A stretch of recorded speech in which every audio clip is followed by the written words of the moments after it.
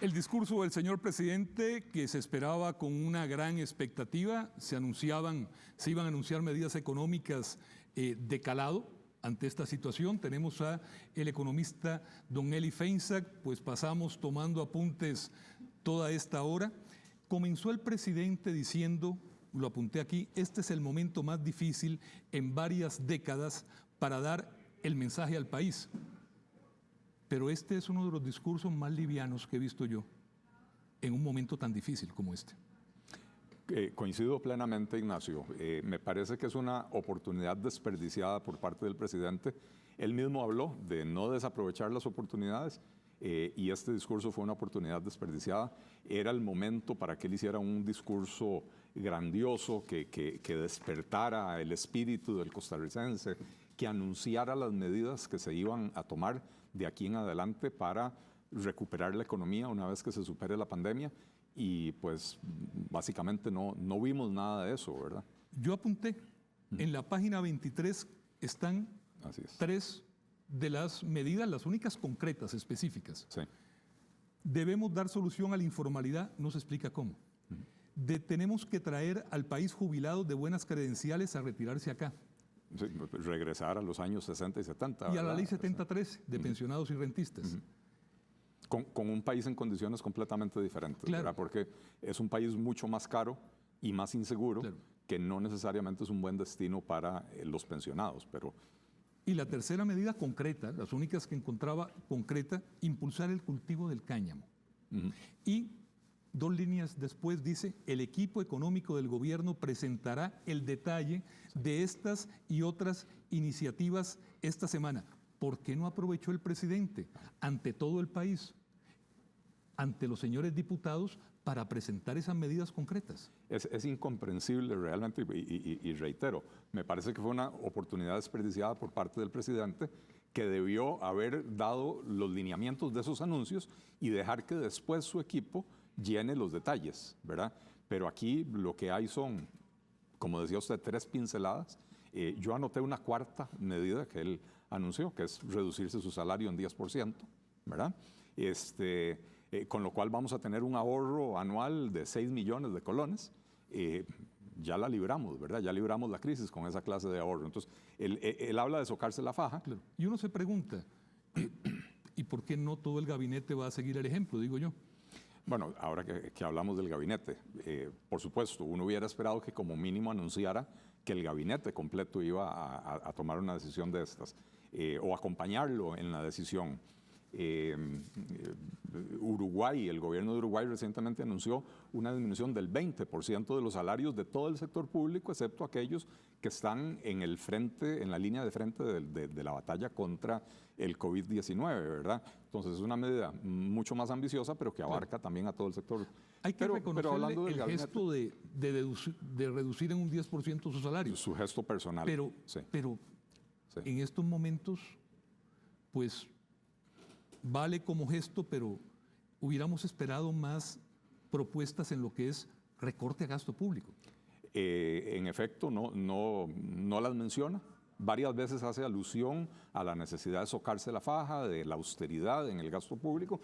La única medida concreta que anuncia es esta, de recortarse su propio salario en un 10%.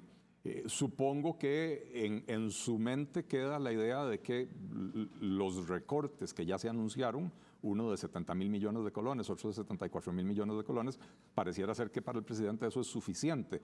Yo quisiera hacer notar que esos recortes no mencionados en el discurso, pero que ya se han mencionado por parte del ministro de Hacienda y otros funcionarios, esos recortes no son recortes reales del gasto, son gastos que no se van a poder ejecutar este año por la situación pandémica que estamos viviendo, actividades que no se van a poder realizar o plazas que no se pudieron llenar, por ejemplo, en el Ministerio de Educación, porque se suspendió el ciclo lectivo, y entonces ese dinero se va a utilizar ahora para otras cosas, cosa que me parece muy bien, pero eso no es un verdadero recorte del gasto. Un recorte del gasto es decir, ok, vamos a cerrar X programa que realmente no está cumpliendo ninguna finalidad o que está duplicado, y entonces ahí hay un ahorro significativo y lo vamos a aplicar para otras cosas. Iba apuntando también esto, el discurso tiene 29 páginas. Las primeras 20 páginas es el tradicional discurso de un político tradicional, del tradicional autobombo que hacen los 1 de mayo. Sí. Como si todo antes del coronavirus estuviera perfecto, como si la pobreza no estuviera estancada, como que en los primeros 2 años de su gobierno no se hubiera aumentado el desempleo un 50%, como si la economía no estuviera desacelerada. Ciertamente. Ciertamente, yo creo que el discurso lo tenían preparado desde enero, ya venían con la lista de acciones que han tomado a lo largo del año. Yo le agradezco al presidente que, digamos, a diferencia de Luis Guillermo Solís, que se echaba un discurso de 3 o 4 horas y citaba hasta cada calle que pintaron, ¿verdad? Que no haya hecho eso, sino que haya dado una pincelada. Pero efectivamente, 2/3 partes del discurso son las hablar primeras 20 páginas. Así es. Las siguientes 5 son para el título que tiene aquí. La recuperación. La recuperación. Sí. Pero cuando vamos a ver qué concreto hay en la recuperación, los temas que se mencionan son atraer señores pensionados. Así es. Dar solución a la informalidad sin decir cómo. Sin decir cómo, que es muy fácil decirlo y muy difícil lograrlo. Y sembrar el cáñamo, que es algo que yo celebro, pero que eso no es la reactivación de la economía. Eso es abrir un sector nuevo que a largo plazo puede resultar importante, hacer un aporte importante en el PIB, y entonces celebro la medida, pero eso no es reactivación económica y eso tampoco es una solución, digamos, que vamos a sentir en el corto plazo. Pero volviendo a esa primera sección, ¿verdad? Donde el presidente se hace el autobombo, anuncia algunas cosas buenas que han sucedido en el último año. Que sin duda han sucedido. Correcto, él menciona, sobre todo, dice aprobación de leyes claves como la educación dual, la reducción de las pensiones de lujo, la ley de seguridad jurídica sobre la huelga y la ley de teletrabajo. Son proyectos muy importantes. Sin duda. Y hay un mérito compartido entre el Poder Ejecutivo y la Asamblea Legislativa, ¿verdad? Pero bueno, básicamente eso. Después también presenta una versión bastante curiosa de la situación económica en la que estábamos. Dice que el déficit del primer trimestre de este año se había disminuido, que el déficit primario apenas había sido de un 0,12%, lo presenta como un gran logro. Ciertamente, si uno compara el déficit primario del primer trimestre de este año con el del año pasado o con el de los últimos 10 años, la cifra suena muy bonita, pero hay algo clave que yo anoté aquí, Ignacio. Él dice que los ingresos, la recaudación creció en un 17%. Y esto es básicamente por la entrada en vigencia de la reforma fiscal. Así es. Si usted tiene que sus ingresos crecieron en un 17% y usted todavía tiene un déficit primario del 0,12%, quiere decir que los gastos crecieron aún más. Recordemos que la inflación anda por debajo o en el orden del 2%. Quiere decir que hay un incremento del gasto real enorme, lo cual me refleja a mí que no hay ese verdadero esfuerzo de socarse la faja de austeridad que el presidente tanto cacareó en este discurso. Entonces maquillan un poco las cifras, también las maquillaron desde el año pasado. Recordemos que en el último trimestre del año pasado se hicieron unos pagos bastante extraños, ¿verdad? Se le hicieron unos adelantos al MOP por varias decenas de miles de millones de colones, lo cual afeó la cifra del déficit fiscal del año pasado, pero maquilló la del primer trimestre de este año, porque esas son transferencias que usualmente se hacen en enero y el gobierno las adelantó para diciembre. Y entonces, sin que hubiera verdaderamente un esfuerzo de recorte del gasto, arrojan una cifra que pinta un poco más bonita, pero que no es real. Otra mención totalmente general. El sector agropecuario será clave en esta etapa tanto para reactivar la economía y las zonas rurales como para garantizar nuestro abastecimiento y alimentación. Pero no se dice nada de cómo promover todo esto, sí, en lo que todos estamos de acuerdo. Y precisamente en un fin de semana en el que el ministro de Agricultura encendió las redes sociales y la opinión pública costarricense con una publicación donde básicamente llama mercaderes del templo a quienes hemos defendido de los tratados de libre comercio, a quienes los promovieron en su momento, y básicamente lo que llama es a un proteccionismo que nos haría regresar a los años 50 y 60, en la época de la sustitución de importaciones, etcétera. Y como ¿verdad? dicen, el sector económico del gobierno, no sé si todavía está en el sector económico, hay personas que eran totalmente, se podrían sentir aludidas por esos comentarios. Bueno, ciertamente, y ahora que menciona usted al sector económico, algo que me llamó muchísimo la atención es quiénes acompañaron al presidente a este discurso. Fueron básicamente ministros PAC o ministros sin una afiliación política conocida, como digamos don Rodrigo Chávez, el ministro de Hacienda. Tal vez la única excepción es el ministro de la Presidencia, que tiene un pasado liberacionista, pero bueno, está recién nombrado, es el coordinador del equipo, tiene que ir. No hay ninguno, no lo acompañó ninguno de los ministros del PUSC. Podemos mencionar a Luis Adrián Salazar de Ciencia y Tecnología, a Carlos Manuel Rodríguez de Medio Ambiente, a don Rodolfo Méndez de Obras Públicas, a los de Liberación, podemos mencionar a Diala Jiménez, hablando de quién podría haberse sentido aludida por esas declaraciones de don Renato. A la señora Revelo. María Amalia Revelo, la de Turismo, tampoco está ahí. Y entonces, la idea del Gobierno de Unidad Nacional, que lo vuelve a mencionar en el discurso, no parece cuajar en la realidad. Y entonces yo noto dos cosas. No hay ese Gobierno de Unidad Nacional, o hay ministros de primera y de segunda en ese gobierno, pero además la parte del equipo económico que tiene relación directa con el sector productivo no estuvo representada hoy en la Asamblea Legislativa. Tampoco estuvo el señor Garnier. No estuvo don Andrés Garnier, no estuvo doña María Amalia Revelo, no estuvo la ministra de Economía, que también es de extracción liberacionista, doña Victoria Hernández, ¿verdad? Da señales que no necesariamente son positivas y no necesariamente son de unión nacional. Don Eli, me llama la atención también que usted lo tiene muy claro, hace un cuarto de siglo en nuestro país la actividad que genera más divisas es el turismo. Así es. 220 mil plazas directas de trabajo, algunos calculan en 350 mil los trabajos que genera paralelos, estamos hablando de 500,000 de compatriotas. Así es. Probablemente el sector más dañado por la crisis al día de hoy. Y apenas hizo una alusión al sector sin mencionar ninguna medida de alivio para ellos. Ninguna. Lo cual realmente provoca extrañeza. El discurso como un todo provoca extrañeza. Insisto, es una oportunidad desperdiciada por el presidente.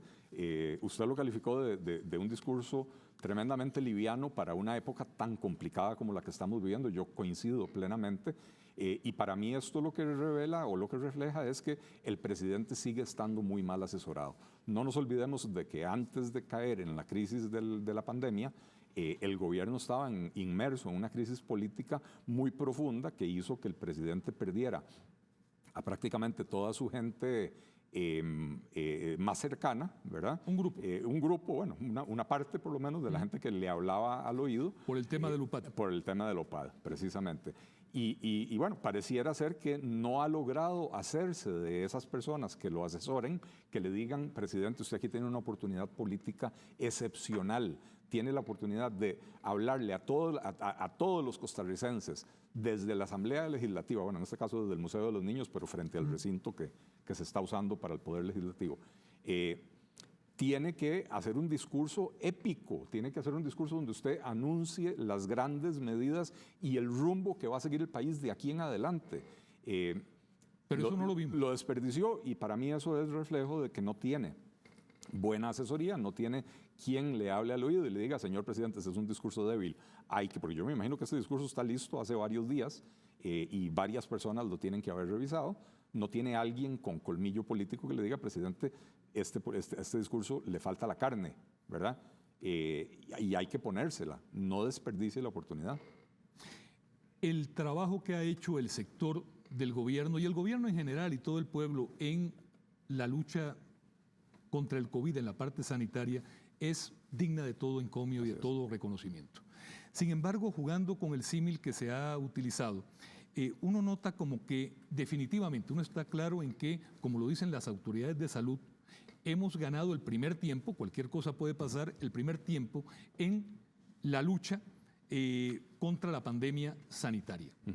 Sin embargo, en la pandemia económica y social, que todavía falta trecho para que se agudice más, yo siento que estamos perdiendo el primer tiempo, o por lo menos los primeros minutos del primer tiempo. Bueno, yo creo que estamos perdiendo el primer tiempo, no solo los primeros minutos.